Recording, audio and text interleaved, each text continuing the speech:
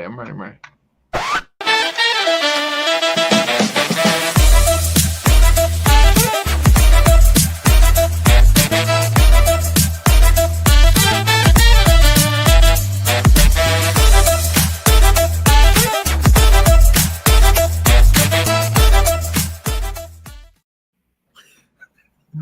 Boom!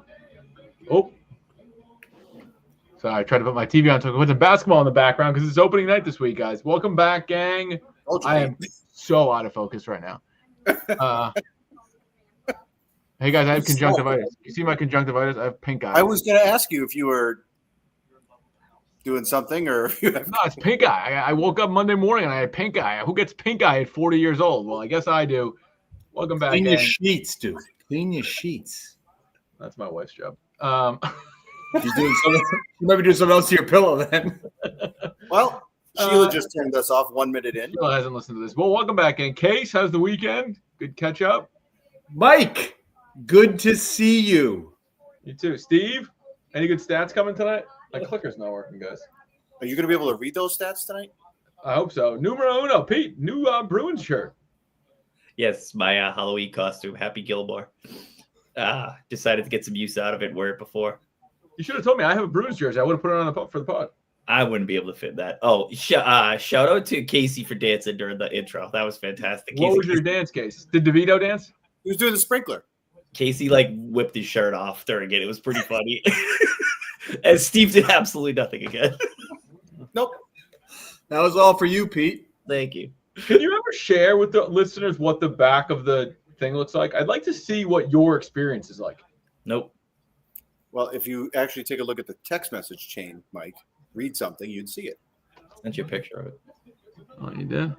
His screen has a lot more buttons and gizmos and gadgets than ours does. Here it is.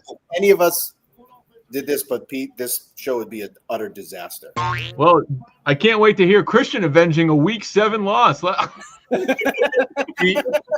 Pete has also customized the windows where he has a remove button across my face for emergency checks. There he goes.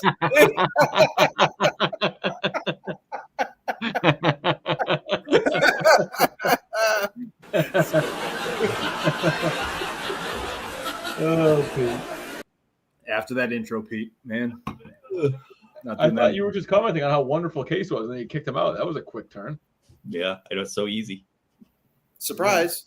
Pete, you have a surprise. I'm ready for it. I don't know what it is. All right. Well, with all the talk about travel coming up, it's holidays and everyone's excited. I wanted to get an exercise in because I thought it would be funny. Have you ever seen those things online where they say if you were on a flight and you had to pick a number, Mike, of where you would sit?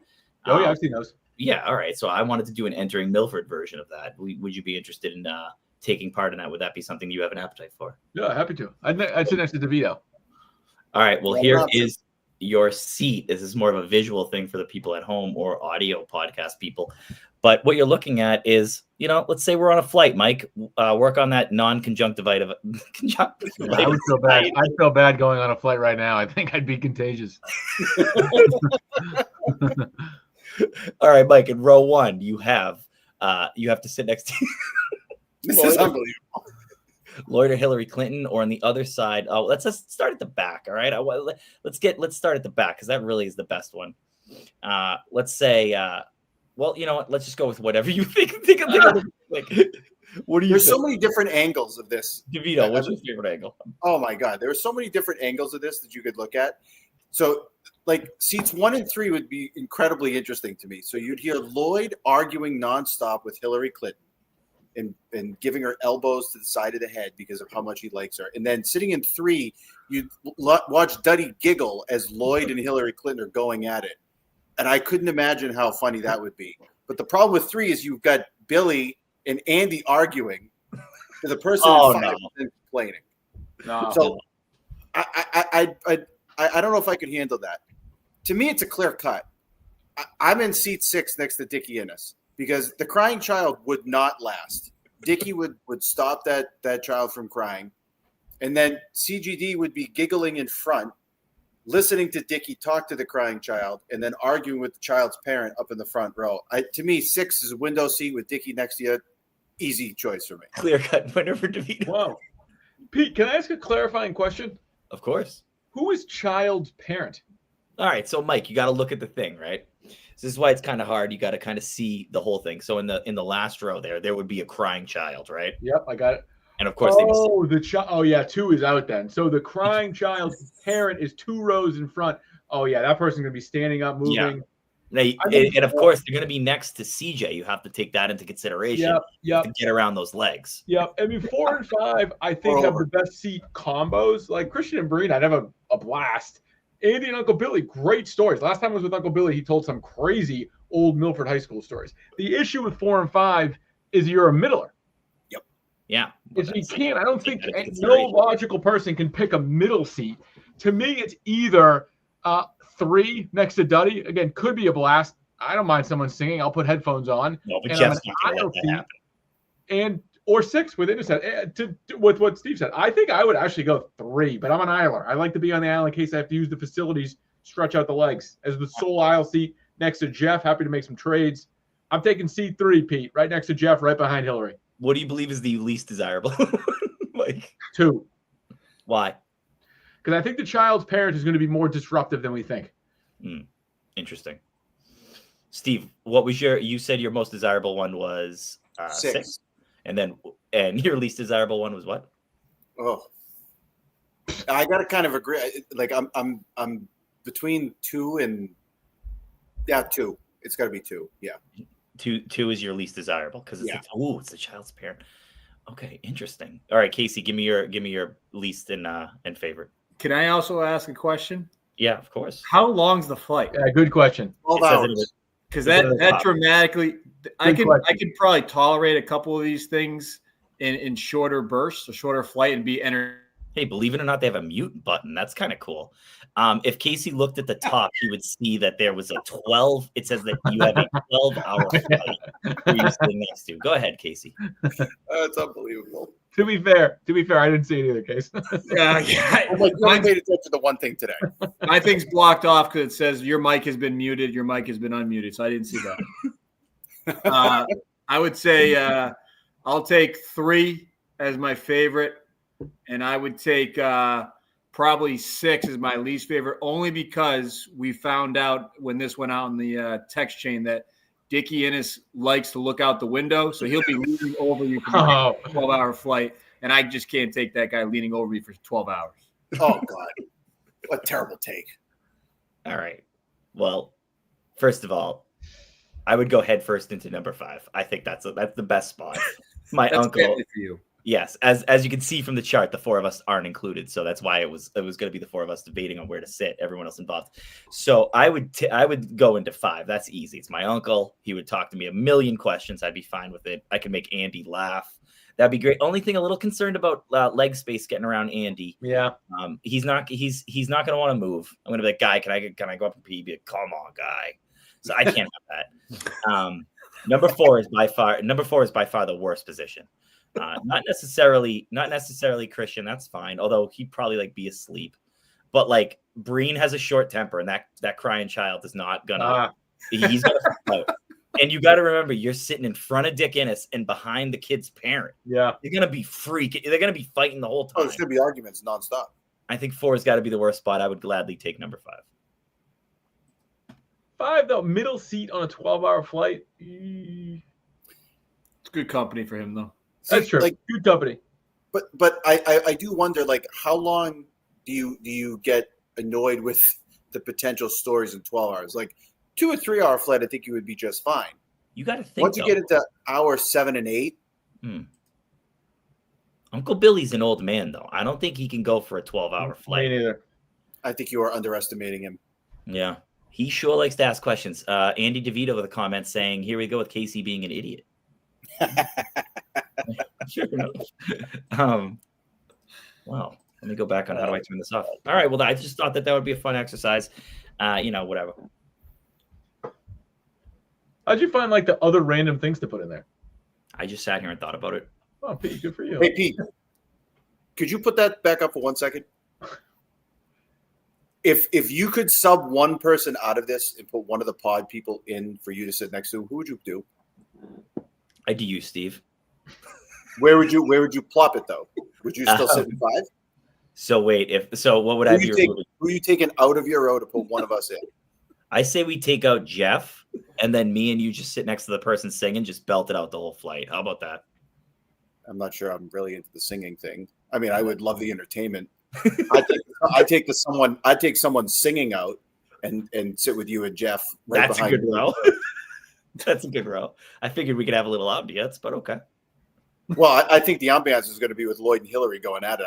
I would love to watch that for 12 hours because it would be nonstop. I want to just egg it on from behind. 100% with Duddy right there. It would be incredible. No. I think of the people's names on there, Lloyd would think Lloyd has the worst seat. Middle seat next to Hillary, no chance. Oh yeah, without a doubt. No, without even close. Maybe taking number 1 would be funny because you could double team Lloyd. Yeah, crosstalk. with political views or something like that. Yeah, crosstalk. You go crosstalk. Incredible, yeah. Maybe someone singing right behind him. I would take 1 if it was like a 2-hour flight. That would be entertaining for a short spurt, but 12 is too much. Yeah, Hillary would cook him.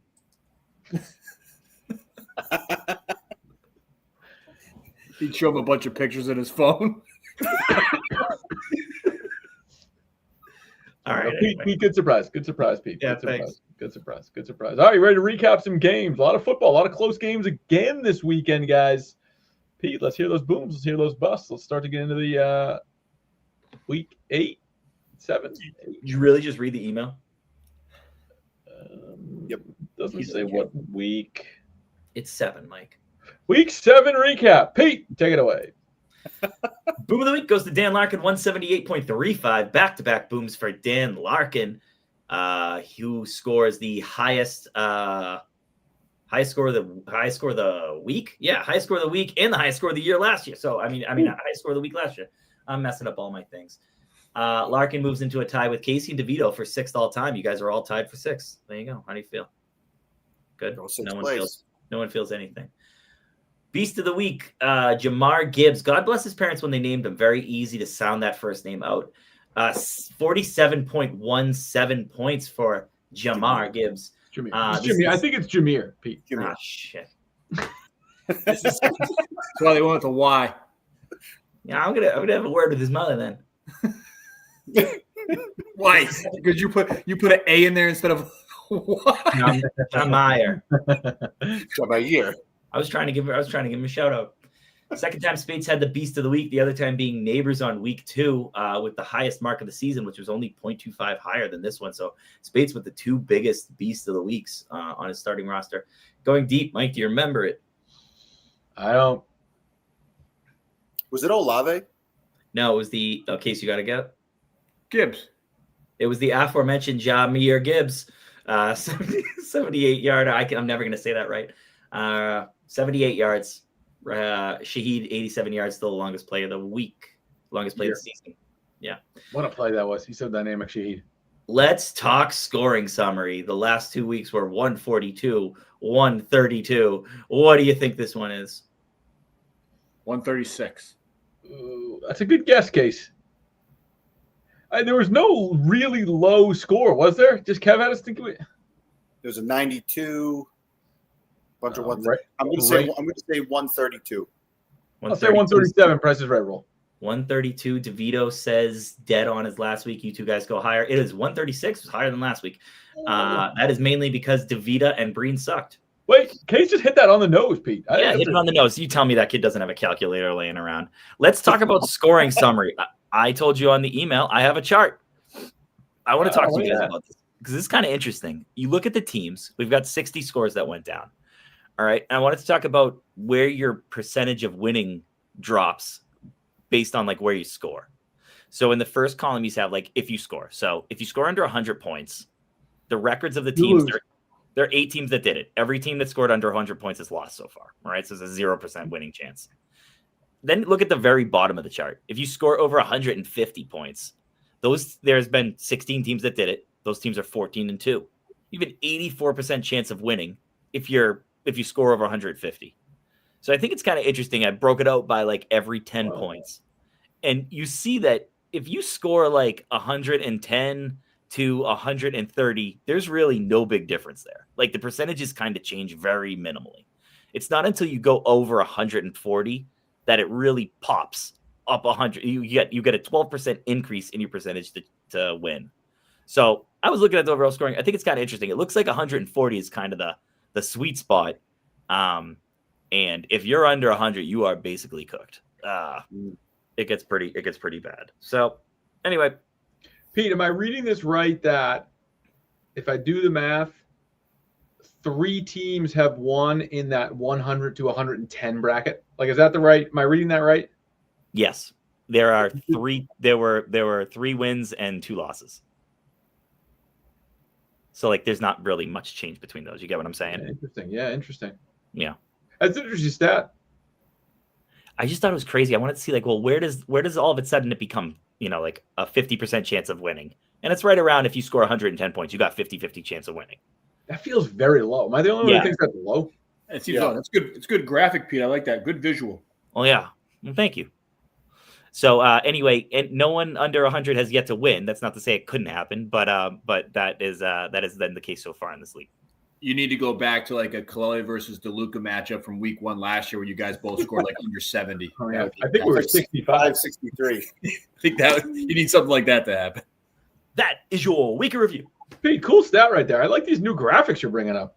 I mean, they're just pictures, but thank you. You're welcome. I appreciate the work you put into this. I know people don't say it enough to you, Pete. It means a lot. It means a lot to me. It means a lot to the league. Yeah, being a commissioner is a thankless job. But let's do. I'm saying thank you.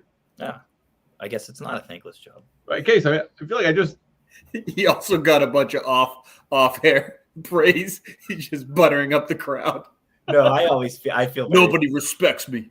No, not at all. I feel very appreciated as commissioner. I oftentimes think, does anyone else want to do this? Like, I feel like no, I don't think anybody does. Yeah, I know. So, in fact, Pete, you can actually stop offering. No one will take it. We made a rule that we were going to vote a new one in, and then when it was my time to be re-voted in, we made a rule not to do the vote. Yeah. I think we just vote every year.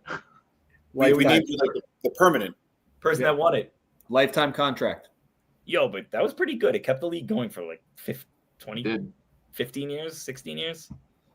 Case and I were never commissioners. It was perfect. I love it.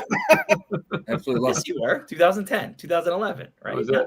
I'm actually relatively certain a year that I won, I think I called Pete and I'm like, can you just run this? Like, Pete could just be the commissioner. I'm good. Yeah, you had to win it, right? You had to win it to be the commissioner. That's why I never was one. Yeah. That's why. Yeah. We're just so selfless, Case. That's what it was. Case, how did we all do in the picks this week? That goes to the middle. That doesn't happen first, Steve. Like, know the sequence of events. Steve, I wonder why you're so eager. Steve, sequence of events. Let's do some recapping. Game of the week. Dang, I got a big problem over here. But Pete, let's hear the recap. Christian and I, relatively close one, but CGD gets the victory. Let's get it. Don't look at my notes. Christian avenges a week 7 loss last year. In all seriousness, I did think that the score was going to be low. I'll try not to read my notes. I know Casey's looking at him like dead center, but this scoring was pretty tame actually compared to the scoring as we just talked about. It was over 140. So this was a pretty low scoring team in general. I feel weird that you guys can see my notes. Mike, back-to-back booms in weeks 3 and 4. You've only averaged 121 since then. You've done pretty bad, and your only win during that time was 108-95 against DeVito, which was terrible. Terrible. Darian, on the other hand, 3 and 2 since he traded Hurts, and he's averaged 136 points in his current 3-game winning streak. I picked Mike, and you made me look bad. Sorry. You stay at 1. Christian stays at 2. Talked to Christian for 30 minutes Sunday morning. He called me. What a lovely. I was getting gas. Phone rang. Oh, I didn't pick 30 minutes. What a lovely back and forth. Steve, I know you're trying to make fun of me right now. This is not the most comfortable. Just put on an eye patch and honor. Not the most comfortable experience. I have a Saquon Barkley problem, Steve, because I should have won this game. Saquon's been bad. I think it's problematic. Yeah, that's exactly what I was going to say to you. You have a Saquon Barkley problem. Like, this is. You can't sit him because he's Saquon, but it's getting to the point where it's like, can you play him, right? It's a big problem for you. Steve, I mean, I should have won this game. I had a good turnout. My Bengals played well. May has been terrific. I lose by 12, and Saquon had 5 points. Well, I was going to say, after that Thursday night game, I'm assuming you were looking at this sitting pretty. Oh, Thursday night game and ETN. King of the castle. King of the castle. That's what I thought. Darian's like, you beat me. ETN didn't do anything. King of the castle. And then Saquon happened. Case, on the other side, Christian's team's pretty scary, dude. When you play against him, because he's got guys who touch the football all game. Judkins touched the ball all game. Achane stinks, touched the ball all game. And then you have Bijan on the back end. Christian feels like he's going to make the playoffs. I know that because he said it to me. His roster this week showed a very high floor. Give us your recap. Do you also feel as confident about Christian making the playoffs? I mean, maybe. I don't want to. So I don't think. You can't say maybe. I don't think he's good enough, but he keeps on proving me wrong with his record. I mean, his best player played and yours didn't. With Puka out, that was probably a thing. And Jordan Addison off the top rope was I didn't see that coming. Christian surprising me since the Hurts trade. Surprising me. Surprised me too. He should have lost, but that's all right. Good game, close game. I wish it came down to a Monday night CJ Stroud, but it did not. But let's go to game number 2. This one also a little bit further apart than we had expected. Steve, valiant effort, gets upset. Tall boy takes down DeVito. Let's hear it. Working to the tall boy early.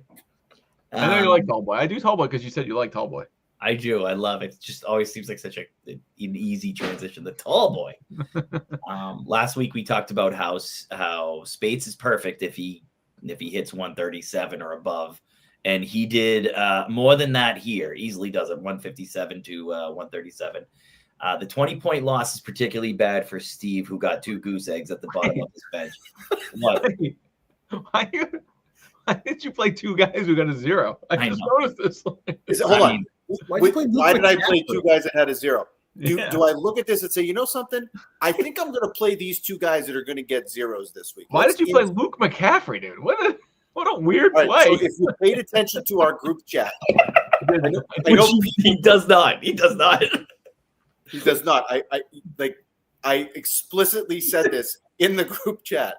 I tried to get fancy for absolutely no reason because he had Daniels and no other wide receivers. McCaffrey's had a touchdown for 3 straight weeks. It was projected to be the number 1 wide receiver against a terrible Dallas defense. I'm like, oh, what the heck? I'm going to have to get a dart throw here to beat Spates. I was hoping it was going to come down to Monday night, which it was. I had a 3-point lead. And in the first quarter, St. Brown comes out and gets a 27-yard touchdown catch, and I go up by 14, 15 points. I was like, this is perfect. And then Jamar Miggy Gibbs goes off. And the thing is this, even if I play any of these other guys, I still don't win. So yeah. Well, I don't know about that. It takes the words. That's not true at all, actually. Yeah. I was going to play Dobbs. First of all, Kittle was not coming out of the lineup. So let's not look at the 0 on Kittle and say, like, oh, how could you have played him? There's no way. I feel like usually when that happens, though, you tell us that you were debating 2 things at the last second. I was debating Dobbs and McCaffrey. That's what I was debating. That's it. Nailed it. Convenient this time. I apologize. I didn't read these text messages. I tell you, as a good coach, is Luke McCaffrey even on the field? What a terrible play that was. Dude. Yeah, it was. He actually had 2 targets in the end zone. Where did you hear that? Where did you hear this news? Yeah, is this PPF? Is that PPF? You tell me who gave you that news. We'll go beat the crap out of him. Yeah. Who? McCaffrey? Yeah. Tell me who gave you that tip. We'll go beat the shit out of him. Stupid ass. All right, so let's just say, let me wrap my stuff up but if in a league where 0's the new 10 and you lose by 20 and 2 guys get 0, that's a pretty tough loss for somebody. So Steve, after winning his 4 straight, he's now lost 2 in a row, and it hasn't looked very good. Spates boomed in week 2, and since then he's averaged 139 points per game. So Spates brings the heat, even after booming. Steve suffers the biggest loss of the week. He falls from 3 to 5 in the standings. CJ moves from 4 to 3. Steve, we already talked about Luke McCaffrey. I apologize, Pete. I hadn't looked at the results yet. I looked at the results. I was like, wait, he played. Sorry. Case, Spades puts up 160. Incredible analysis by Brian Casey last week, giving strong advice to Team Spades, and he puts 44 points on his bench. So I think if you're Spades, you have to feel good. Nearly hit 160. You finally have a game where you perform both on the roster and on the bench. I asked you last game, is Christian a playoff lock? You said maybe. Is Spades a playoff lock? And give us a recap. Yeah, I think Spades is a playoff lock. I was trying to help my buddy out, Steve, on the pod by giving bad advice to CJ, tell him to take out his what would have been his best player. So I did my part, Steve. You guys stop putting in zeros. Yeah, Steve, you gonna say thank you or what? Yeah, it's so stupid. Come on, doing our part for you, man. All best player. Say He's thank got you. 5 other guys better than him. Not they didn't score 44 points. I'm with Case. Yep, I do. Yeah, the it's just like, why would you play 2 guys with 2 zeros? Why wouldn't you play a guy that's going to score 44? I agree. What if you like the option of having one guy you could put into your lineup in a week? Take one guy out, one guy in at some point from your bench. Would you love that option? I know. Right? That'd be kind of fun. It'd be amazing. I can't even get a full lineup in. I don't know what that's like. I'm saying like one wild card per week. You can throw someone in. That'd be pretty You interesting. can keep Luke McCaffrey in the wild card spot every week, Steve. Maybe he'll get a catch in the end zone. Luke McCaffrey's back on the waiver wire. Did you cut Luke McCaffrey at least? Oh, he's gone. Long Okay, gone. good. I think I put a waiver request in before the 425 game was over. You should have cut him live in the week and had a no bench spot on the roster. But at one point in that game, he got killed on a kickoff. And Nicole looks at me, she goes, "Isn't that one of the guys in your lineup?" I'm like, "Yeah, he's dead." So consider in this. fairness, he did get 2 targets, as Steve mentioned. So thank you. That is a pretty hard side when you drop somebody without picking up anybody else. You're just so disgusted with them. You could just like, I'm done. Yeah, bye. I love that. Which is one behind his season high of 3. That's all right, Steve. Steve, just taking a shot at it. I can appreciate that. Well, a guy who this next game had 2 guys with a 0. One of them was a 0 before the game. An inactive Jacoby Myers plays for Team DeVita in a Number 10, DeVita. Pretty bad injury for Innis on 0 for Mike Evans. Pete, give us that recap. Andy, come on, dude. Get your head together. Andy's got to be the craziest team in the league. I think it must be something in the blood because this kid booms the most, and then he sets a lineup with Jacoby Myers.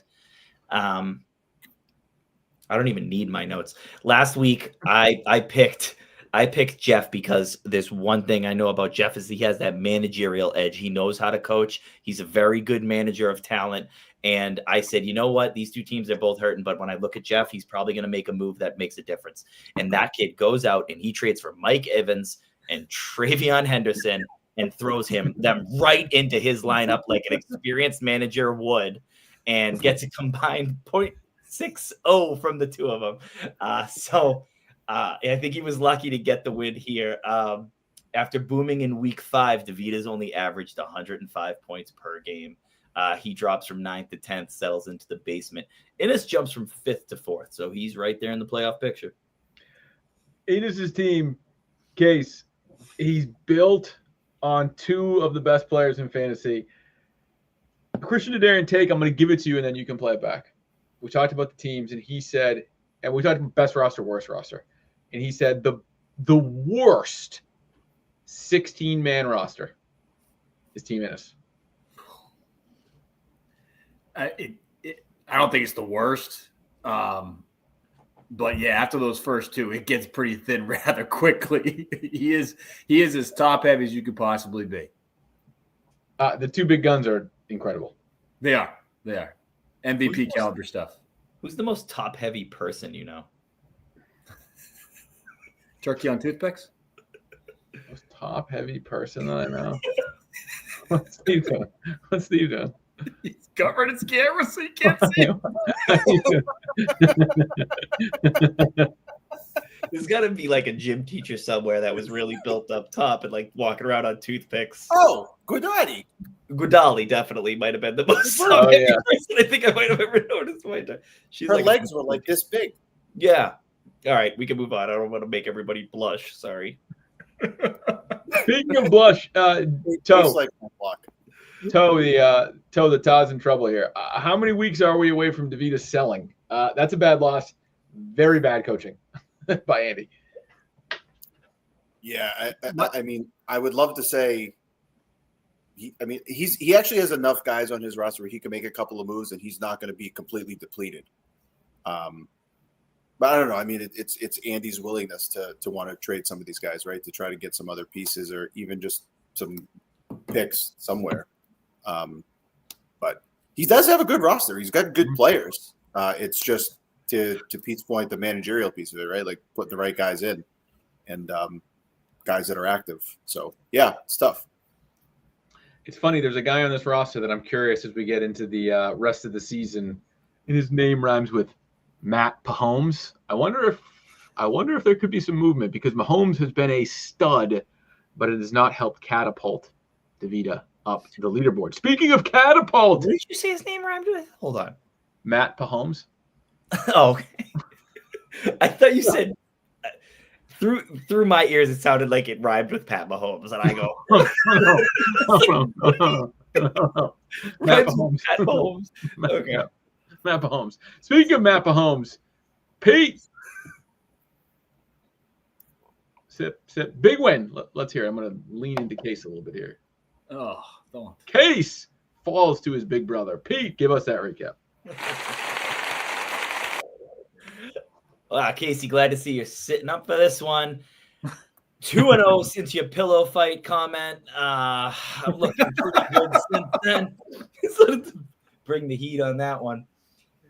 Winners of 3 of their last 4 games. The Orange Crush averaging 141 points during that stretch.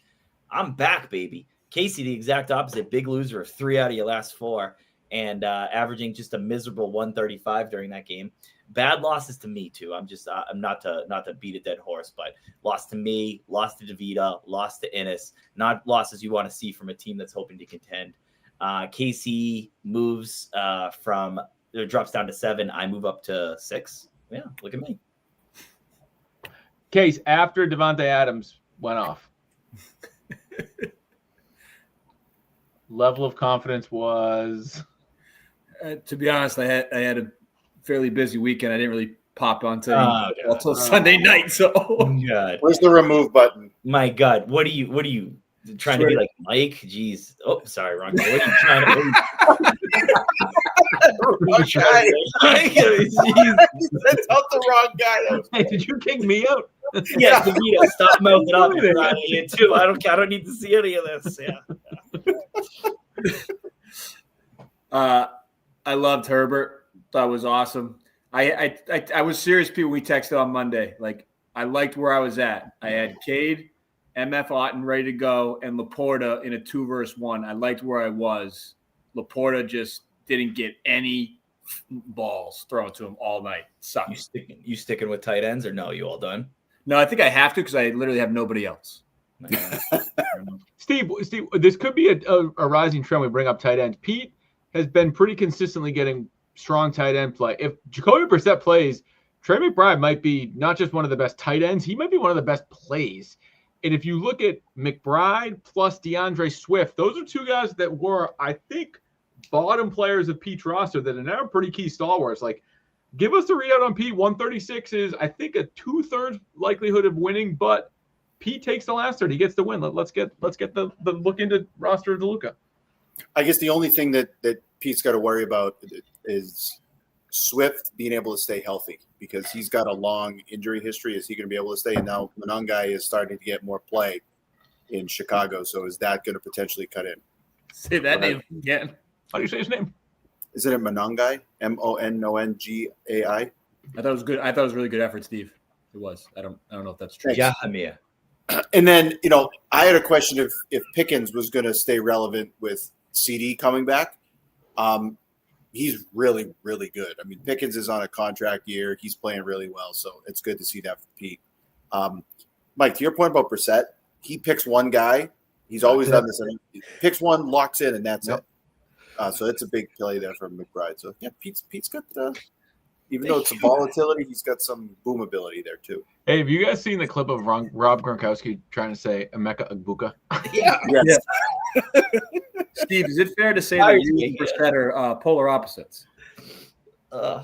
What was the question, Case? I didn't Is hear it you say. fair to say that Jacoby Brissett and DeVito are polar opposites?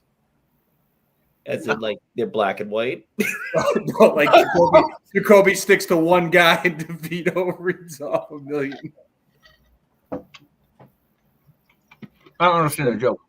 I think what he's saying is that Brissett locks on one guy and talks or throws to one guy, and I talk about multiple guys, so I don't just stay on one.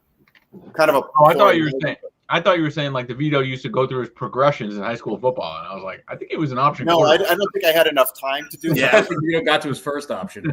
Yeah, you didn't have enough time because you were slow as shit. Yeah, DeVito ran Light it up. 5'7", Let's put that guy in the option. That offensive line was muddy. Yes, Nicky was awesome. I mean, look to our weakest link, Steve. Jesus. Speaking of offensive line, I saw something on Instagram. Did Mike Tim win some sort of award? He was the mayor of Prospect Heights. Wait, what is that? What is that? It's a tradition they have every year where they Dog go of the like, year. Yeah, so he's the mayor of Prospect Heights. Good for him. What do you get with That's this? like him. What does it mean? What does he do? Like he's in charge of stuff? Apparently. Oh, good for him. I saw this picture. He looked so happy. I was like, Mike Tim, way to go, buddy. Great guy. I love Mike. Shout out to the Tim Dog. Another field ponder, Steve. Tim Dog was Yes. his AOL Instant Messenger name, no? Yeah, Tim Dog 44. Tim Dog His 44. middle name. Yeah, it was his middle name. Pete, what was your AOL Instant Messenger name? P Dids 9. That didn't age very well. P Dids. No, it doesn't. It's not.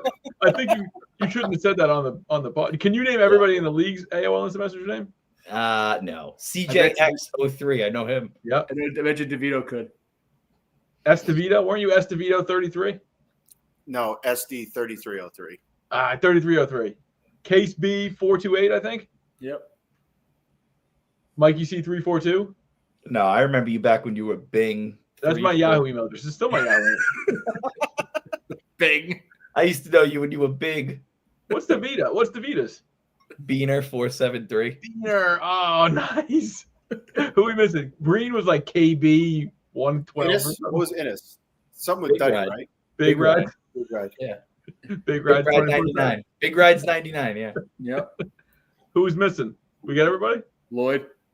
Wasn't Kevin KB 1171? He What was was- Beaner. It's because Andy's dad, my uncle, for some reason called Andy Beaner his entire life. I don't know why. What? I don't know why. But we were growing up, he'd always be like, "Hey, Beaner, come over here." I swear to God. So Wow. yeah. I have no. We should bring on Andy and ask him why. If he's not watching anymore. But if he was watching, yeah. All right, well, thanks for joining us, Beaner. Last up, Dan. I think nobody knows Dan, so D Larkin 33. Yeah, he was D Larkin something. D Larkin 33 versus KB 1178. What did you say, Steve? 1171. Why? What's the significance? Oh no, I know what Lloyd's was. Should we not say it? It was Lloydness. Remember that? Lloydness or something like that. Oh, well, Lloydness versus KB 1171. Green's team's in trouble. He lost by almost 100 points. Pete, give us that recap.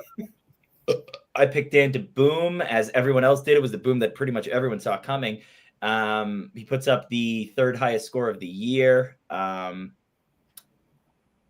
Since scoring 86 points in week 3, he's averaged 167 points. That is over a month. Over a month, he has averaged 167 points per game. That's pretty crazy. Bad side of this, Breen has lost 3 in a row. He put up 30, 134, 83, and 92 in the process. It's really, really bad. Breen drops from 7 to 8. Lloyd jumps from 10 to 9. How about all of that? It took massive scores, 3 weeks of massive scores, and 2 wins for him to get out of the basement. Mike, you're struggling. Sorry. My eye really hurts right now. Yeah. Yeah, sorry. Have you gotten any drops for this yet? Yeah, I just took them before I came downstairs. I was hoping it helped. It didn't help. Now you're wiping them out. Good I job. thought you were naked. No. You have a hair in there? Is that what that is? I don't know. It feels like I do a little bit. Steve, I think Kevin might be done. I think this happened to him last year. He was in first place after 2 weeks, then he just fell down the leaderboard. What's the path upward here? Genti's way worse than we thought. Adunze's kind of fallen off. Miami's offense is a mess. And now he's getting injuries. and now he's getting hurt. What's the path up here? I'd say like make some deals, but That's not gonna happen. That doesn't happen. To your point, yeah, I really don't know. I mean, obviously Josh Allen's a cornerstone, and Collins and Adunze started off hot. And Adunze, like you said, is just completely fallen off here. So I think he's going to try to find a way to make some deals. The only good thing for him is Travis Hunter's alive. True. And I know he's going on a bye, but they're playing him majority of the time on offense now. Yep. So that's a big development for him. All right, Case. You're confident Innis makes the playoffs. You're confident Spates makes the playoff. I'm confident, as I was last week, Lloyd makes the playoffs. Certainly looks like a much bigger swing than that 1% that Steve was calling for. Actually, Steve, what are you today? Yeah, let's get an update. Don't drop an F-bomb, darn it. Jesus. Yeah, you did swear a lot less. What's the status today, Steve? So I'm staying where I was, and I'm preface it with this. As far as He profanity, said it took a month. It took a month for him to go up one spot in the standings, and he had to average 166 points to do that. I'm not sure that's sustainable over the course of the rest of the year because, like I said, if he drops 2 more, he's in a world of hurt with the guys that are in front of him because, to Case's point, if Spates and Innis are going to make it, he's got to jump these guys. He's got to find a way to get ahead of you or CGD or Spates or Innis. These guys are going to potentially keep winning. So he's got to continue to average this, and I just don't think it's sustainable for him. He's got a great team, but I don't think it's sustainable. The percentage? I already said it. It's the same. You think it's 1%? Because I don't think he's going to make it. Okay, here. he just 20. talked about it like 20. I'm sorry. He came out of the basement. I'll give you 20. Is that better? 20%, but I still don't think he's going to make the playoffs. So if I don't think he's going to make it, why am I going to jump my percentage? Last week, he was 2 wins away from 4th place. In 1 week now, he is 2 games out of 3rd place. He actually improved by 2 playoff spots, remaining in the same place. He's only chasing 2. He's only chasing 2. But the top 4 guys right now, I don't see him surpassing them because I don't think those guys are going to get to 7 losses, which I think he's going to get to. I disagree. Do you have a Rolling Stones t-shirt on? Are you talking to me? Yeah. You think he has a Rolling Stones Oh, Tom. I look like the Rolling Stones, a big tongue. I'm sorry. My eye hurts so much right now, guys. You have no idea. Yeah, it must be. Is it your lazy one, Mike? No, the other one. This is my lazy one. That's why they both look the same. You're dealing with double tonight. Your healthy eye is sick and your lazy eye is I can't see anything. I can't see anything. The other problem you're going to have is you've been rubbing this eye. You're going to touch I know. Jesus, Mike, wash your hands. I've been washing my hands. I honestly think I've been working too much and I'm getting sick from it. Case, give us the picks recap. Oh, hold on. Let me pull them up. How did you get this? He got acid in his eye. I don't know. I woke up Monday morning. He got acid in his eye. All right. Big week for the pod. Guys, pod record. Okay. Pod record. In the superlatives, we went 11-1. Never before seen, never before sniffed. Now, albeit, the credit needs to be spread out. DeVito took the cheap way by taking Lloyd for his boom, upset, and lock. So he got it all in one game. Pete, to his credit, 3 games, 3 superlatives, hit them all. So Pete, awesome job. DeVito goes 5-0. DeLuca goes 4-1. They lead the picks this week, and we have a new number 1 overall. Co-leaders, DeVito and DeLuca, are both sitting on the season at 21-14. Mike has given up the top spot since week 2. I'm proud of this. I want this. This is great. It's about the only thing we're going to win, so let's just ride it. Who missed the superlative? Let me scroll back to my left here. I think it was me. No, I take that back, Mike. It was you with the DeVita upset. Damn it, Andy. I thought he was going to play a full roster. Do I get it back? In fairness, if you played a full roster, he might have won. We'll call it a half loss. The Beaners screwed you. All right. Speaking of getting screwed, game of the week. I feel like I'm in the game of the week like 5 weeks in a row. My team hasn't shown up for one of them. How in God's name am I still in first place? My team stinks. Pete, let's get the preview. Kaleli versus Dennis. Apparently, those playoff teams are really pulling away from the bottom. God, I can't. My team stinks. Oh, my team's so bad. Pete, give us the preview. The beater screwed you might have been the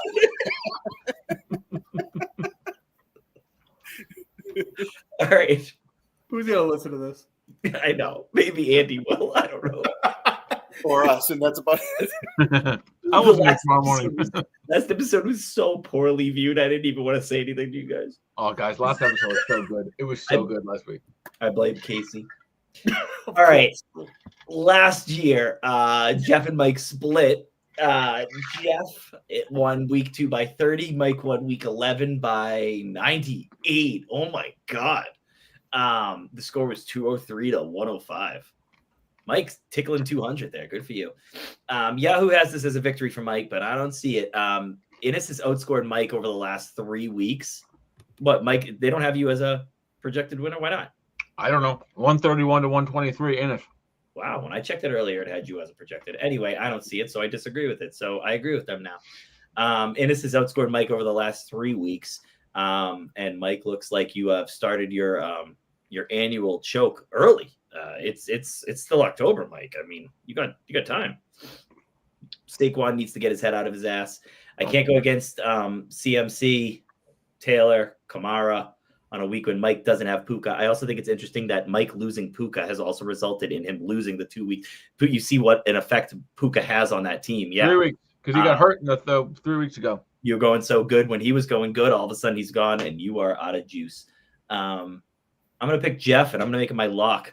The eye's not the only thing that's infected this weekend. Whoa, yeah, that hurts. Jeez, that was a shock. Case, I just updated my roster here, so I'm going Vidal over Pacheco, and I hadn't seen it. I'm just checking it for the first time. I feel good about that. To me, this entire game, and Steve, sorry, I'm going to have Brian do this, but you're going to talk about Jeff's because you talked about my team in the first game. My win is completely predicated on 2 things. What is the point of doing the notes then? I didn't read it enough, so just the only one that does them still. It'll be unbelievable. You're giving me the talking points to ask Case, so it's going to be a good segue to Brian. Case, to me, the key here is quite simple. It's Cook and it's Saquon. Can I get a return of Cook? Can I get a good Saquon game? And who's your pick? I think you got half of that, Mike. Saquon, Giants, revenge game. Pete, I know you like that narrative. I don't like Cook versus Carolina. Carolina's been playing some low-scoring defensive battles. I think Buffalo coming off a bye week may help. I think Vidal, get him in there because he's the only running back left, but Minnesota is very good defensively. I'm taking Innis because he's got the 2 big dogs. No superlatives. You need Puka to roll. So without him, I'm going Innis. Steve, thanks for helping me tee up Case. It means a lot. Kamara seems healthy, so his Q is a maintenance Q. Ridley and Mooney are real question marks here, and so you got thin Jeff roster. Give us the injury readout. Can Innis keep his hot streak going with the win? Ridley's not going to play. Okay. So I think you see Alec Pearson here at Tennessee. Ugh. Okay. So I think you're going to see Pierce. It's not going to be Henderson against Cleveland. The only other option is Sterling Shepard, but I think he's going to go with Pierce and a potential stack with Jones. I think Jonathan Taylor might end up as the new beast leader at the end of this week. Ooh. Tennessee is brutal against the run. Stevenson just ran over them this past week for the Patriots. And Jonathan Taylor is twice the back that Stevenson is. So I think Taylor's going to carry him. McCaffrey's going to get fed again. I agree. That 2-headed monster is going to be a lot. And McConkey, I think, is starting to show up. And Minnesota just got torched this past week by Philadelphia. So, Mike, I'm sorry to do this to you, bud, but I got Innis, and I have Innis as my boom this week. I think Innis is going to have a week. I think a lot of superlatives. Yeah, I don't think it's going to be enough on your side. A lot of things going on. Jeff, Mike, how do you feel? I think I'm taking Jeff in the upset. Oddly enough, I don't mind my matchups this week. I have a couple of spots that I like. It's a bad week right now. I feel like I can't win this weekend. I'll take Jeff in the upset. Jeff seems good. If he has both those guys, it's going to be tough to beat. Upset, Jeff. At least you only have to see it through one eye. I can, like, my right eye, I can barely see out of my right eye right now. We heard. Speaking of barely see, Steve goes up against Christian, 2 versus 5. Pete, let's get that preview. All right, I want to talk about something a little different. I want to talk about the curse of the 2 seed. All right. What? Because, the curse of the 2 seed. Well, before I get started, Steve, you're 2-0 against them last year. You won twice. It was a week 6 by 30, week 15 by 12. So Steve has crushed Christian. So I want to talk about the curse of the 2 seed. This year, I don't know if you guys have paid attention, but anybody that jumps into that 2 seed underneath Mike does not do well. Christian had it and lost it. Breen had it and lost it. Bates had it and lost it. DeVito had it and lost it. And now it is back to Christian, who had, honestly, one of the first wins at the 2 seed. So good for Christian for taking that. There is consistency in his scoring. He essentially is around 140 in the bank every single week. I think, Steve, I said this last week, I think you realize a little too much on Packers. You look with the Arizona game, what happened last week. The stack didn't hit. It was a little bit of a struggle. I think it comes down to the best player in the matchup, which is Bijan Robinson. I'm going to pick Christian. Yeah, Steve, this one on paper, I'm going with what you wrote, Steve, so you better deliver. On paper, you are no Amon-Ra for Steve against Christian's number 1, taking on the worst rush defense in the NFL. We're in trouble this week, Bub. We are in a whole world of trouble. You are. Not having Amon-Ra in the lineup is a consistent 20 to 25 in the week where I'm going to need it against Bijan Robinson, who, again, like Jonathan Taylor, the two of them are going to compete for the Beast of the Week. The only thing I have potentially working in my favor, only thing at all, can Atlanta get out to a big lead, and then you see more Tyler Algier than you do Robinson because they are just absolutely killing. That's the only hope I've got. If Bijan Robinson comes out and scores 30 to 40 points, it's over. I don't think I'm going to have a shot there. I think he's got some decent matchups across the board. I don't love a couple of my matchups. I don't have a lot that I'm going to be able to go to. Now A.J. Brown has a potential hamstring issue, so that throws a wrench in it. So I got Christian, and Christian is my lock. Case, to me, the path for DeVito is Keenan greatly outscores Addison on Thursday, and you get a Sunday night shootout. To me, I don't think you can beat Christian and rely on a bad game with his matchups. So, question becomes, does Steve have boom ability? Do you see boom ability on a roster DeVito minus Amon-Ra, and who's your pick? I don't see boom ability. I see a vulnerable DeVito. I think DeVito's got a secret quarterback problem. I don't think Jordan Love is very good from a fantasy value standpoint, and I think Steve's going to need a little bit more of that from that position than he currently has. I think DeVito. I try to keep going. Man. I gotta focus too. Put out all over yourself. Look how out of focus he is. Oh my god! What the hell was that? Wearing half that trick. What the hell was that? I thought it was like your eyeball just plopped out. It was like the most aggressive ice spill I've ever seen. And you're out of focus again. I'm back. Are you Okay. okay? Do you want to Take Christian's my lock. Yeah. I'll take Christian too. Sorry, guys. I don't know what's going on over here. You can't see. Game 3. This is a very, very, very interesting coach philosophy game in game number 3. We've got Case, the 7 seed, Tall Boy, the 3 seed. We got a hot one. Can Spade stay hot, Pete? Give us that preview. They split last year. Casey, do you remember your score last year against him by any chance? I think I beat him by less than a point in week 1, and then he slaughtered me or something like that. No, you scored 226 against him. This was the highest score. This was your highest score of the year. Yeah, I remember that. Interesting stat though. CJ has outscored Casey every single week this year. So that is a pretty tough stat to overcome. tons of buys affecting both teams. I know that Daniels is hurt. It looks like he's ruled out now. That means Spates is going to have to roll with Flacco. I don't know how he does it, but he keeps doing it. I'm going to pick Spates. Steve, let's talk a little philosophy here. You ready to talk philosophy? Yeah, go to my notes. Go ahead. I already went. I'm not going to just transition and put a little context in. So we've got Team Case with a very interesting conundrum. You've got the quarterback he traded his youngest, best upside receiver for this offseason. That was Amon-Ra St. Brown for Lamar Jackson, who's yet to play. Hindsight, bad trade. Not talking about that right now. But that Lamar Not factually correct in any order. He's not my youngest, and I beat Steve with that trade in week 1. Lamar Jackson, he's questionable. That's the cue. But like real questionable. True Q, not PQ, QQ. Case has a potential decision to make Thursday night. So what do you do in a case like this where your starting quarterback may play, may not play, but he's not available till Sunday? Your second string quarterback plays Thursday night. Case is going to have to make a decision. How would you think about that?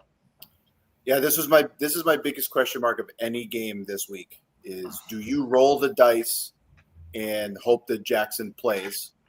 Or do you give him a week and throw Herbert in there with what he did in a home game against a pretty vulnerable Minnesota secondary? I think Jackson plays. I just don't know how effective Jackson is going to be. The only thing that I get worried about is Harbaugh's comments today. Not real confident in what it looks like. I don't have any injury intelligence. I don't really know what's going on. Is he playing a game? Is this, trying to get back into the mix? The other question for Case with Jackson, I think, is pretty simple. They're 1-5 or 1-6 now. They lose another game, they're done. They're going to be in the tank. So are they going to just call it a season for Jackson with that hamstring, or are they going to try to play him? I do think that if Jackson's back, this helps CJ more than it actually helps Case, because Henry now becomes a factor with Jackson taking some of that pull away from stacking the box. So I like CJ. I think he's going to make another move at quarterback instead of playing Flacco. I think he's going to go elsewhere. So I got CJ in this game. You didn't answer the question, though. I'm playing Herbert. I actually said that in my spiel. Well, sit Jackson and play Herbert the sure bet and see what happens over the course of the week. Hey, Pete, you growing your hair up? No. I feel like you have a swoosh. So, Case, let's just say that you stick with this and get to Sunday at 11:30 when the inactives come out and Jackson is inactive. What do you do? I think you're going to see a battle of third-string quarterbacks in this game between Spates and I. Wait, Case, are you going with Lamar? You're going to have Lamar on your roster. I'm not going to play Herbert on Thursday as of right now. I'm going to go to the free agent wire at some point. I have plenty of bad players I can drop to pick up a quarterback in case that Lamar doesn't play. You think you're going to – where are you worried about? Is it Gibbs and Henry? I'm assuming you're worried about with Spates.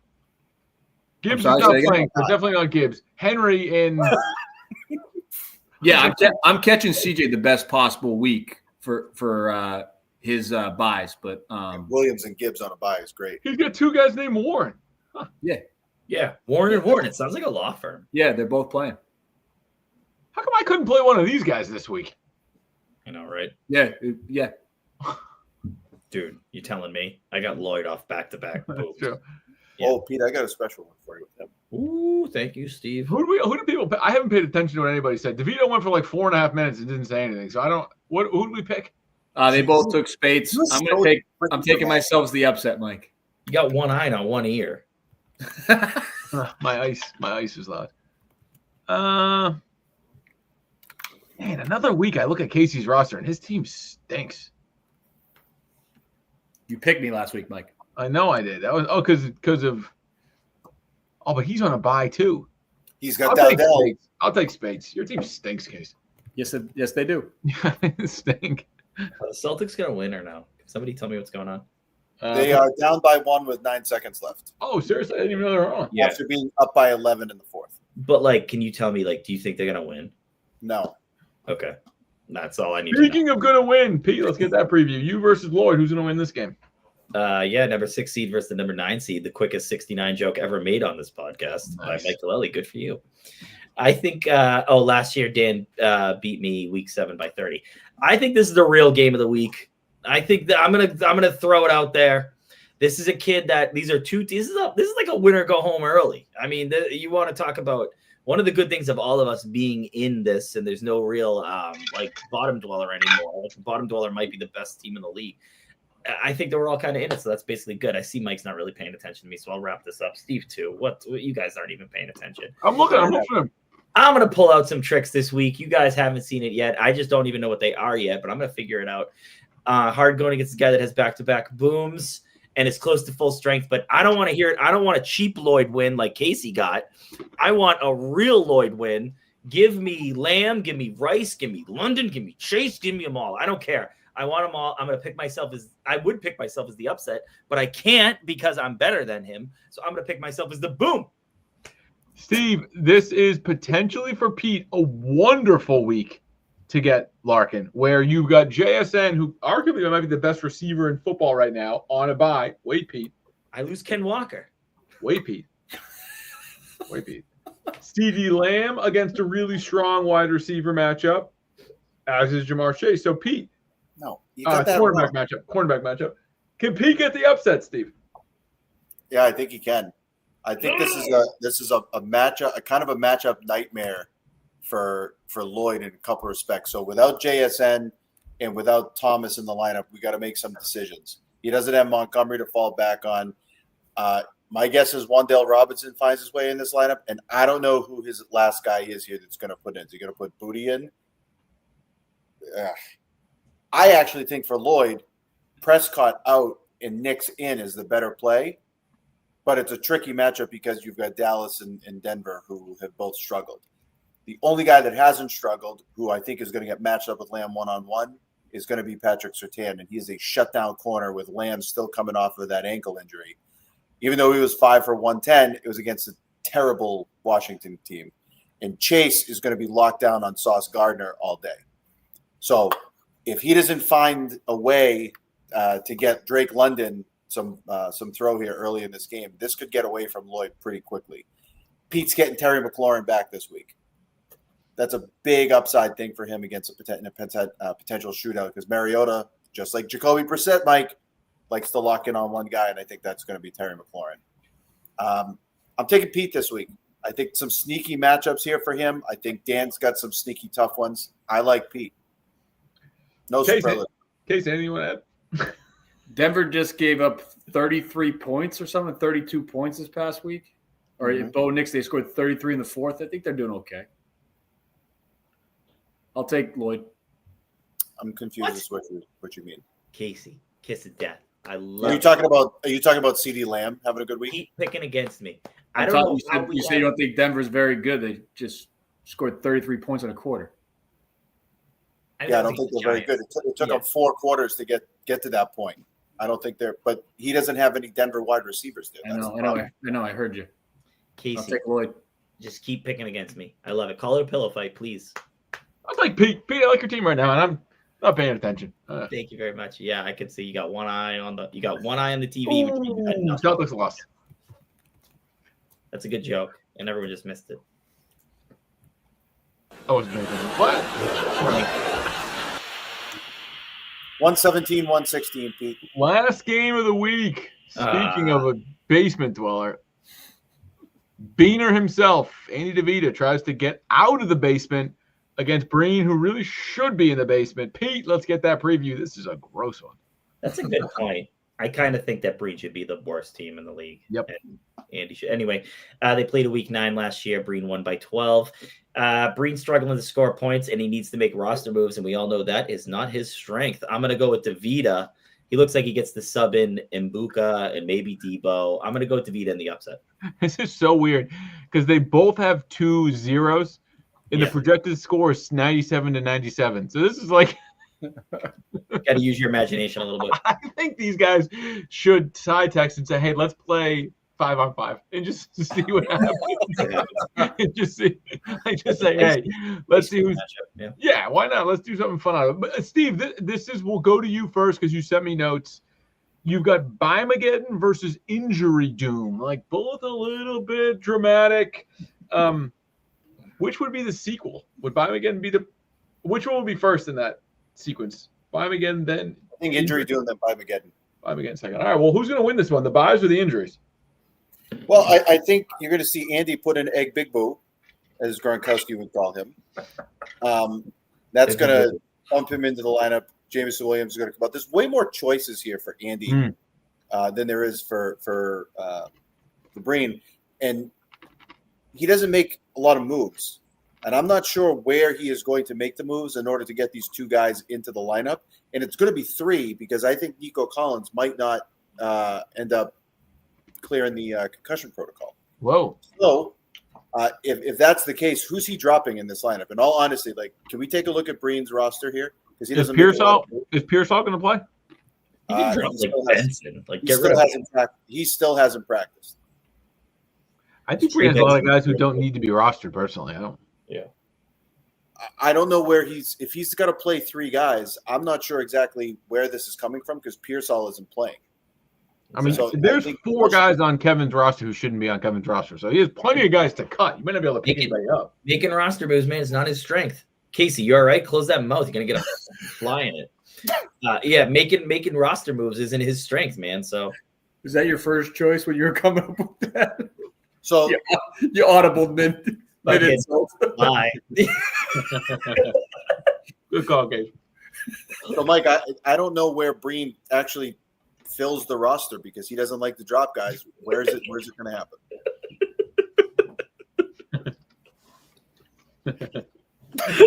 Where'd you get that suit? The toilet store? Jerk store called. Jerk store. They're running out of you.